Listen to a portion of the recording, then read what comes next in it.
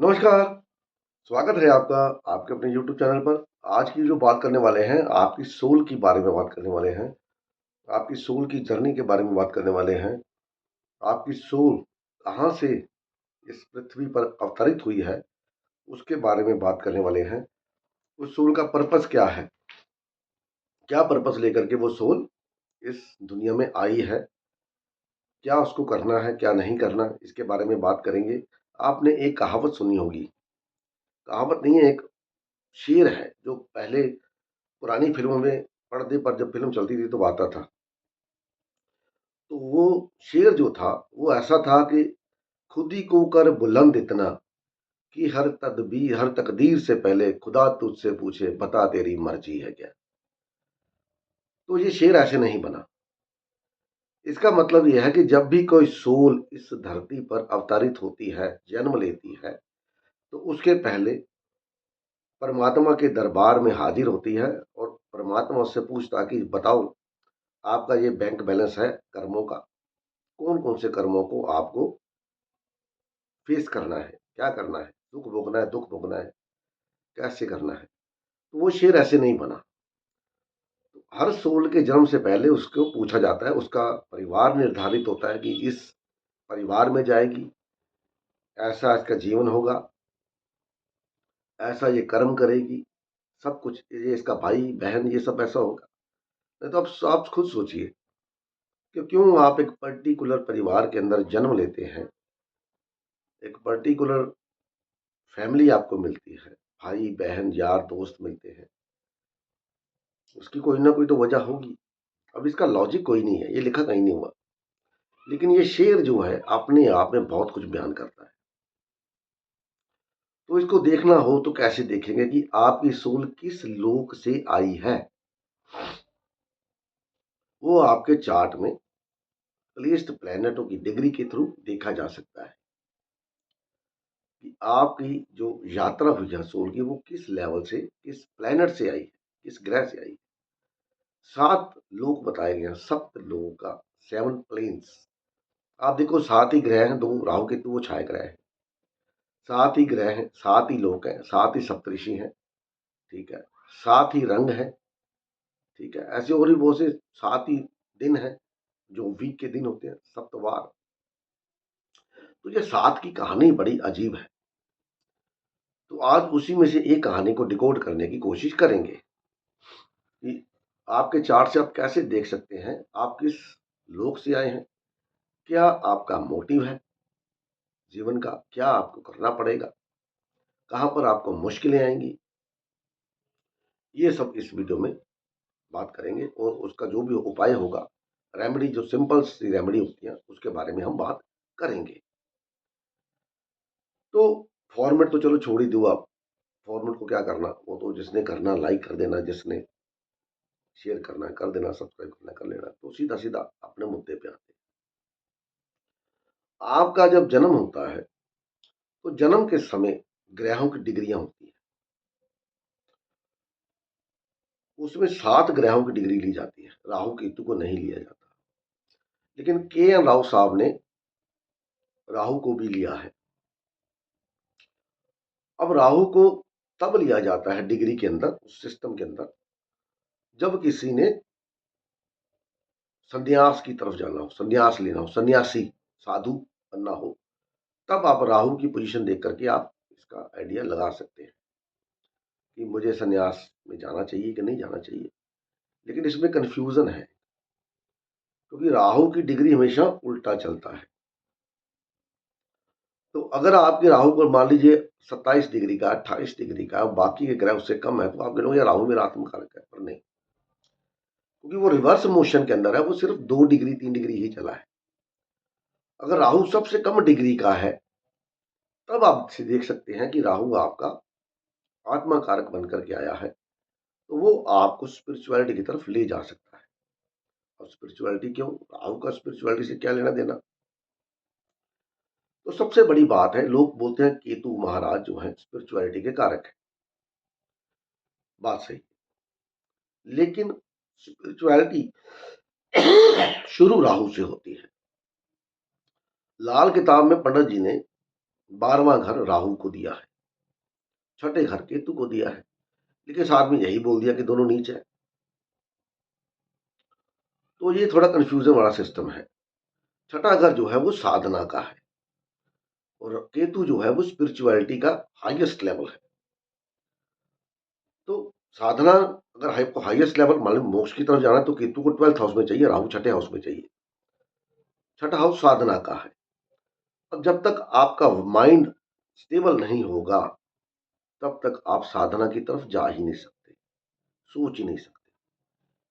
क्योंकि साधना तब पूरी होती है जब आपका माइंड स्टेबल होता है। माइंड और जो आपकी सुषुम्ना सुषुम्ना नाड़ी में कुंडलिनी है वो राहु के कनेक्शन के साथ ही एक्टिवेट होती है, जो आपके मूलाधार चक्कर में पड़ी हुई है। तो स्पिरिचुअलिटी के लिए राहु का होना जरूरी है, क्योंकि आप अपना माइंड कितना स्टेबल कर सकते हो। राहु वेव्स है, वेवी है, माइंड जल्दी स्टेबल नहीं होता।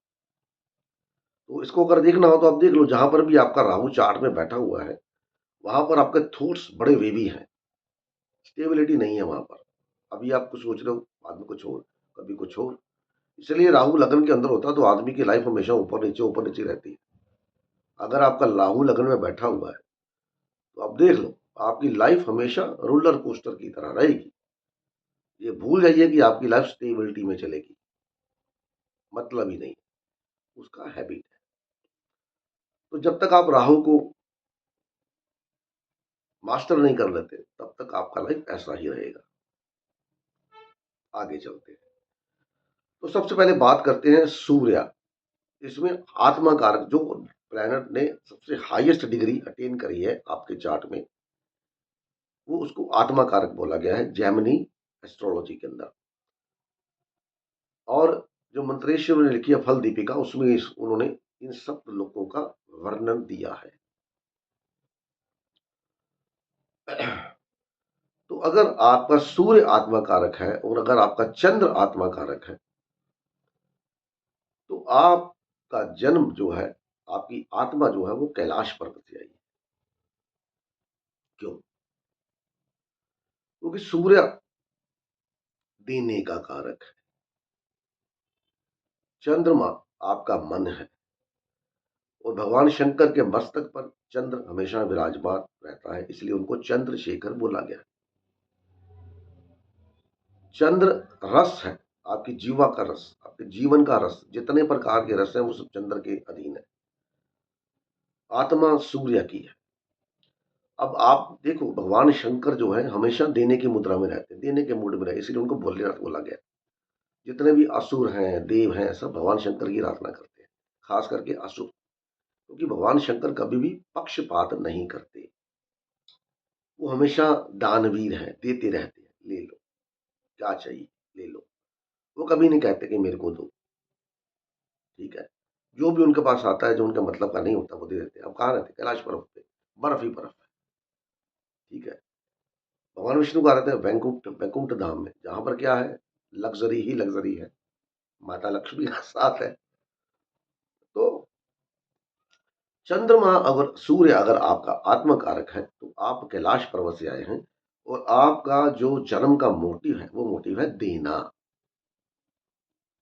ये जहां पर भी बैठेंगे वहां पर आपको देना पड़ेगा।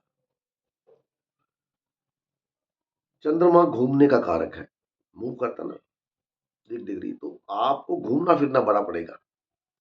जैसे भगवान शंकर कभी यहां तो कभी वहां, कभी किधर तो कभी किधर, उसी तरह से आपको घूम घूम के देना पड़ेगा।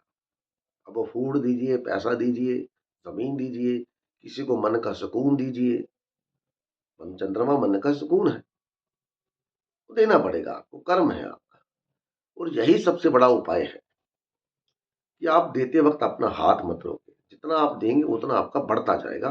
अगर सूर्य और चंद्रमा दोनों आपके आत्मकारक है, कैलाश पर्वत से। उसके बाद आता है मंगल। मंगल को बोला गया धरती पुत्र। अगर आपका आत्मकार का मंगल है तो आप मंगल ग्रह से आए हैं, क्योंकि धरती पुत्र बोला गया हो तो उसको आपका री इनकारनेशन धरती से ही हुआ है, कुछ कर्म बाकी हैं आपके। मंगल आत्मा कारक होता है, तो ऐसे लोगों के पास जमीन जायदाद जरूर होती है, गाड़ी, ज़मीन वो ज़रूर होती है। लेकिन इन लोगों का सबसे बड़ा मतलब मकसद होता है लाइफ़ का फ़ोकस करना। ये लोग जल्दी किसी बात पर फ़ोकस नहीं कर पाते।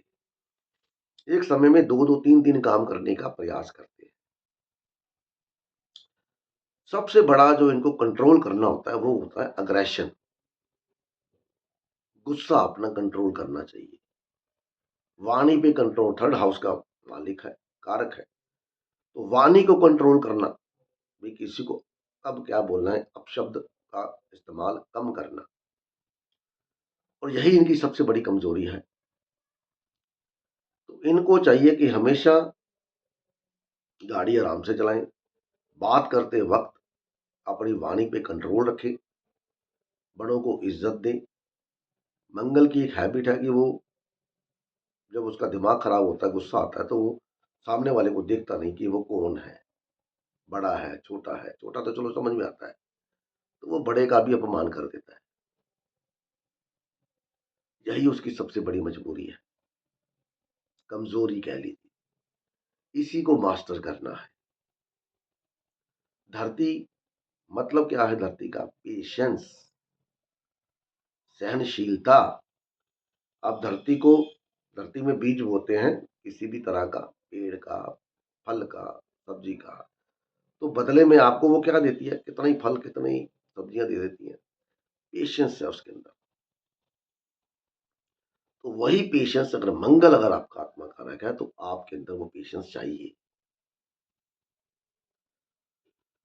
बुध अगर आपका आत्मा कारक बन गया तो आपका जो आगमन है वो वैकुंठ से हुआ है, भगवान विष्णु के धाम से, जहां लक्ष्मी का निवास है।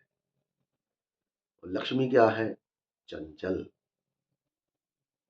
और उसी तरह से ये लोग भी चंचल होते हैं। भगवान विष्णु ने जब देवताओं का कार्य करना होता है तो वो जो कभी ये नहीं सोचते कि अनुचित क्या है और उचित क्या है। वो कहते हैं देवताओं का कार्य होना चाहिए। साम दाम दंड भेद। तो इसीलिए अगर आपका मरकरी आत्मा कारक है तो आपको ये साम दाम दंड भेद नहीं अपनाना, क्योंकि वो भगवान विष्णु का धाम है। तो भगवान विष्णु पालनहार हैं, तो आपको भी पालनहार बनना चाहिए। एक बात देखिए आप, मरकरी जो है वैश्यावृत्ति को, वैश्या कैटेगरी को दर्शाता है। वैश्या मतलब जो बनिए, जो व्यापारी होते हैं उनको वैश्य बोला गया। दूसरी वैश्या ना सोच लेना आप। तो व्यापारी, मोटे तौर पे व्यापारी होते हैं, तो ये सबसे ज्यादा बड़ा दान यही करते हैं। आप देख लो, जितने लोग बनिए हैं आप देख लो, धर्मशालाएं बनियों ने बनाई, कितने बड़े हॉस्पिटल बनियों ने बनवाए, दान पुण्य करने में सबसे आगे रहते हैं। लेकिन मतलब ही होते हैं अपने काम के, बिजनेस के, कि मेरे को पैसा बचना चाहिए, मेरा काम होना चाहिए, बाकी जाए। तो इसी चीज को आपको मास्टर करना है। लक्ष्मी जी की तरह चंचल नहीं बनना। जितना आप किसी का साथ देंगे उतना आप आगे बढ़ेंगे। और मरकरी जब आत्मा कारक बनता है तो आदमी हद से ज्यादा लालची या अपना काम निकालने वाला, सेल्फिश टाइप का हो जाता है। मेरा काम बनता, फाड़ में जाए जनता। तो इसीलिए इसको वैश्य कैटेगरी के अंदर रखा गया है। बिजनेस, बिजनेस करिए नो डाउट, लेकिन उस हिसाब से कि आपका जो मार्जिन है वो जेन्युइन हो। अनजेन्युइन ये नहीं कि 500 वाली चीज आपने 5000 में बेचनी है। अब लोग जेमस्टोन पहनते हैं। जेमस्टोन एक ऐसा, डायमंड या जेमस्टोन एक ऐसी चीज है जिसका कोई कैटेगराइजेशन नहीं है। 200 वाली चीज 2000 में बेची जा सकती है, ठीक है। 10,000 वाली चीज 1 लाख में बेची जा सकती है। उसका कोई आपको अप्रूवल नहीं है कि ये 10,000 की है या 1 लाख। जो बोल दिया सो होगा। अब बात होती है सर्टिफिकेट की, तो सर्टिफिकेट तो भैया जहां से मर्जी बनवा लो, 2 पैसे तो देने हैं। तो मरकरी को ये सब नहीं करना, लेकिन यही उसका कर्म मिला है कि अपने आप को बैलेंस करो, मास्टर करो, बुद्ध को मास्टर करो। कि बुद्ध अगर मास्टर हो गया तो वापस आप वैकुंठ धाम में ही जाओगे। अगर नहीं तो फिर जिस तरह का आपका बिहेवियर होगा उसी धाम में आपको जाना पड़ेगा। अभी बता रहा हूँ 4 प्लैनेट हुए हैं, बाकी के अभी आएंगे। बुध के बाद आता है बृहस्पति। बृहस्पति महाराज अगर आत्मा कारक बन गए तो ब्रह्म लोक से इनका आगमन होता है। ब्रह्मा, ब्रह्मा क्या है? क्रिएटर है। वो इस संसार में जितनी भी चीजें हैं उन सबका क्रिएशन करते हैं। तो इसी तरह से जिनका बृहस्पति आत्मकारक बनता है तो उनको इस दुनिया में धर्म को लेकर के आगे बढ़ना, धर्म का परचम, बृहस्पति 9th हाउस का स्वामी है, तो धर्म के परचम को लहराना पड़ता है, आगे लेके चलना पड़ता है, धर्म की व्याख्याएं करनी पड़ती है, धर्म के अनुसार कैसे काम करने हैं वो लोगों को बताना उसकी जिम्मेदारी बन जाती है, ताकि एक अच्छे समाज की स्थापना हो सके। यही बृहस्पति अगर वक्री हो जाए तो ऐसे लोग धर्म की पालना कम करते हैं, धर्म का यूज ज्यादा करते हैं। तो यही आपको मास्टर करना है कि धर्म को फॉलो कैसे करना है, पिता धर्म कैसे निभाना है, मात धर्म कैसे निभाना है, भ्रात धर्म कैसे निभाना है, पत्नी धर्म कैसे निभाना है, बच्चों के प्रति धर्म कैसे निभाना है, क्लाइंट के प्रति धर्म कैसे निभाना है, धर्म का पैसा कैसे कमाना है। यही इनका सबसे बड़ा कर्म मिला होता है, क्योंकि ब्रह्मलोक से आए हैं। ब्रह्मलोक में तो कोई आम इंसान तो जाता नहीं, साधक तपस्वी भी जाते हैं, जितने भी होते हैं। तो तपस्या कर करके धर्म का पालन करके जीवन को आगे बढ़ाना और वापस इस जीवन को छोड़ने के बाद ब्रह्मलोक में चले जाना। अगर यहां पर आप मंगल की तरह बिहेव करोगे तो आपको कहां जाना पड़ेगा? वापस मंगल की अग्नि, जहां पर पृथ्वी, वहां पर कर्म भोगने पड़ेंगे अपने, या फिर मंगल ग्रह पर, वहां से दोबारा आपका आगमन होगा। जैसा आपका नेचर होगा वैसा ही आपका आगे का प्रस्थान होगा। वैसे प्रस्थान के लिए पंचम हाउस बोला गया है। पंचम हाउस में बैठे हुए ग्रह या जो ग्रह उस ग्रह को देखते हैं उस लोक की तरफ आपका जाना होगा, प्रस्थान होगा मृत्यु लोक से जाने के बाद। उसके बाद आता है शुक्र, वीनस। तो वीनस, शुक्र को बोला गया है कि ये ग्रह जो है आत्मा है, अगर वीनस आपका हाईएस्ट डिग्री लेकर के बैठा हुआ है तो ये लोग स्वर्ग लोक से आते हैं। अब स्वर्ग में क्या होता है सबको पता है, अप्सराएं, पूरे, नृत्य, गान, स्वर्ग लोक बोलते ना, आत्मा स्वर्गवासी, क्योंकि स्वर्ग में सारी सुख सुविधाएं मौजूद है। कभी किसी को सुना कि नरकवासी? तो ये लोग स्वर्ग से आते हैं, तो इनके लिए सबसे बड़ा कर्म बनता है अपनी शादी, क्योंकि इनका नेचर वैसा ही होता है। स्वर्ग से आए हैं तो वहां तो अप्सराएं बहुत सारी है, ठीक है। तो इस जीवन में भी आपको अप्सराएं बहुत सारी मिलती हैं। अब आपका मन कितना टिकता है कि इस अप्सरा के ऊपर या आपके ऊपर है। बेसिकली शादी और परिवार,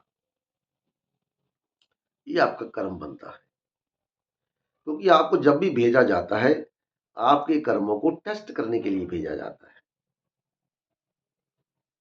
कि स्वर्ग में रह करके आपने बड़ी लुत्फ उठाए हैं, सुख का जीवन जिया है, क्या मृत्यु लोक में जाकर के आप ऐसा कर सकते हो? इस चीज को मास्टर कर सकते हो वहां पर?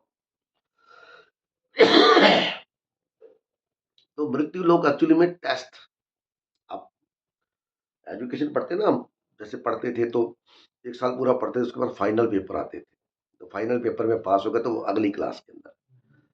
उसी तरह ये जो मृत्यु लोक है ये आपका फाइनल पेपर है, फाइनल डेस्टिनेशन। ये तय करेगी कि आप कहाँ पर जाना चाहते हो और कहाँ पर आपका आगमन होगा, प्रस्थान होगा।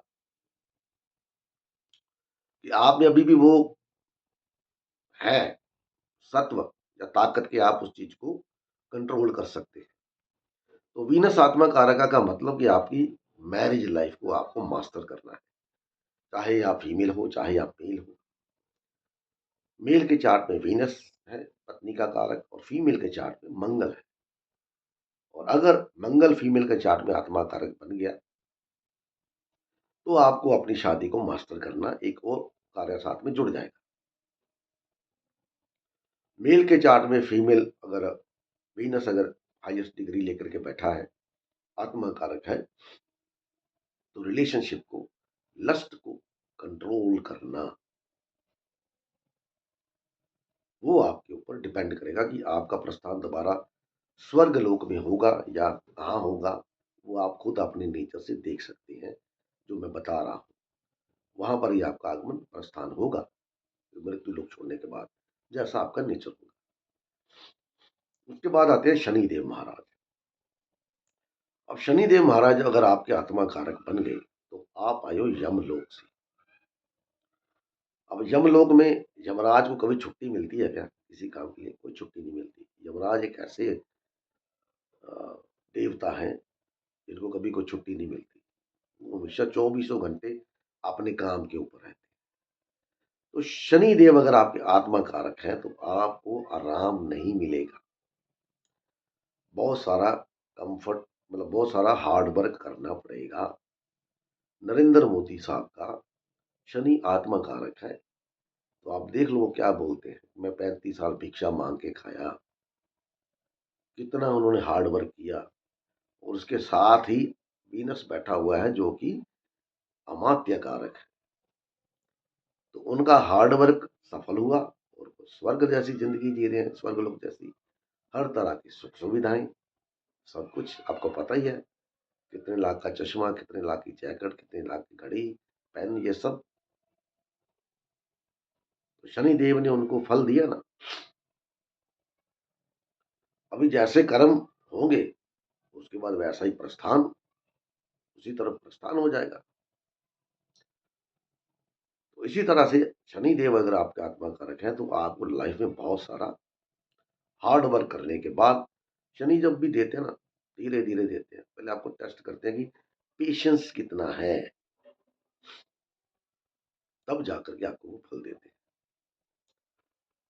तो जितना आपका पेशेंस रहेगा, जितना आप फोकस रहोगे, मंगल फोकस नहीं कर पाता लेकिन शनि देव फोकस कर पाते हैं। जितना फोकस्ड रहोगे उतना अच्छा रिजल्ट आपको शनि देव देंगे। कमिंग टाइम जब आप शनि देव की एज के अंदर जाने वाले हो जाओ, 36 के बाद शनिदेव मैच्योर हो जाते हैं। राहु अगर आपका हाईएस्ट डिग्री लेके बैठा है, 2-3 डिग्री का है, तो आप पताल लोक से आए हो। पताल लोक में तो राजा बलि का राज है। तो राजा बलि, दानवेंद्रो, ऐसे कोई है ना जो पंडित जी बोलते हैं, जिन्होंने अपना सब कुछ दान कर दिया था भगवान विष्णु को। और बदले में भगवान विष्णु ने प्रसन्न होकर के उनको पताल का राजा बना दिया। अगले युग में तुमको स्वर्गाधिपति भी बनाऊंगा। तो उसी तरह से राहु है, देने का कारक। टेस्ट करना हो कर लीजिए, जहां पर भी चार्ट में आपके राहु बैठा है वहां पर आपसे जब भी कोई कुछ मांगता है तो आप मना नहीं करते, ले जा, कोई बात नहीं। जितना वहां पर देते जाते हो उतना आपको आता जाता है।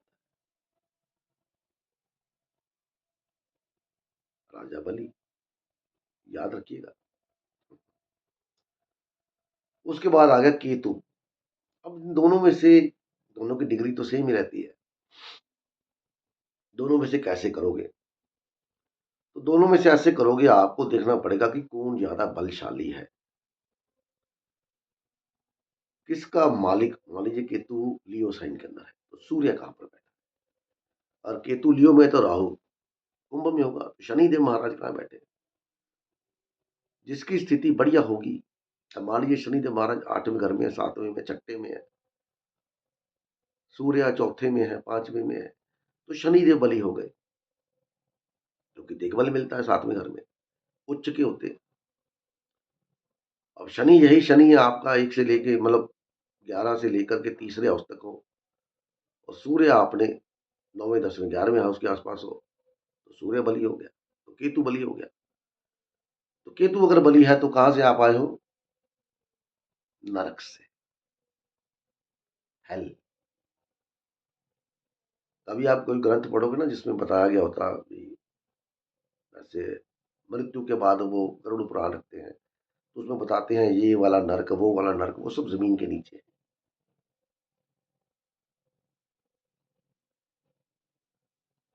तो क्यों? क्योंकि वो लोगों ने पाप कर्म किए, इसीलिए तो नरक में गए ना। तो वहां से आपके पाप कर्म खत्म होते हैं, तो आपको मौका मिलता, जा भाई कुछ पुण्य कमा और अगले लोक की तरफ प्रस्थान कर। अब केतु का यहाँ पर एक होता कि केतु चीजों को जल्दी छोड़ता नहीं, वो जब तक उसका पूरा आनंद नहीं ले लेता उसको छोड़ता नहीं। जबकि राहु इसके बिल्कुल उलट है। तो करना क्या है आपको? इसीलिए तो बोला गया केतु को स्पिरिचुअलिटी का कारक, ये सब कुछ छोड़ दे भाई, तपस्या कर ले,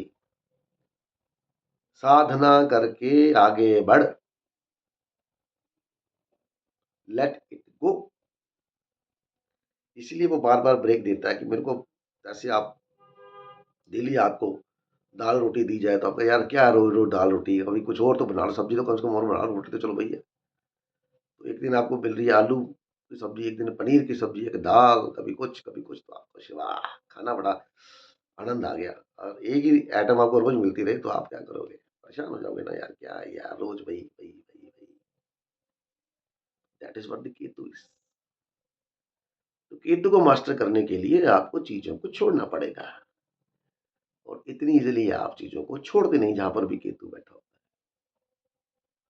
ठीक है, डिसाइड आपको करना है। मैंने आपको उपाय साथ में दे दिए, सिंपल सिंपल लॉजिक लॉजिक उपाय है।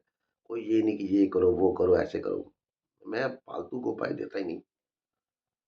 ये पूजा कराना, पूजा करवाना अच्छी है, अपने कम से कम अपने जन्मदिन के आने से पहले नवग्रह पूजन जरूर करवाया करें। छोटी सी पूजा होती है नवग्रह पूजन, छोटा सा हवन करवा लो मंदिर में जाके, ताकि वो जो हवन करते हैं उस हवन में जो आहुति डलती है वो आहुति सबको देती है, देवताओं को मिलती है। ठीक है ना? 7 जीवा होती है अग्निदेव की, देखो फिर 7 आ गया, 7 जीवा। तो 7 तरह के लोकों में वो उसकी आहुति की जो स्मेल है वो जाती है उसके थ्रू, अग्निदेव के थ्रू।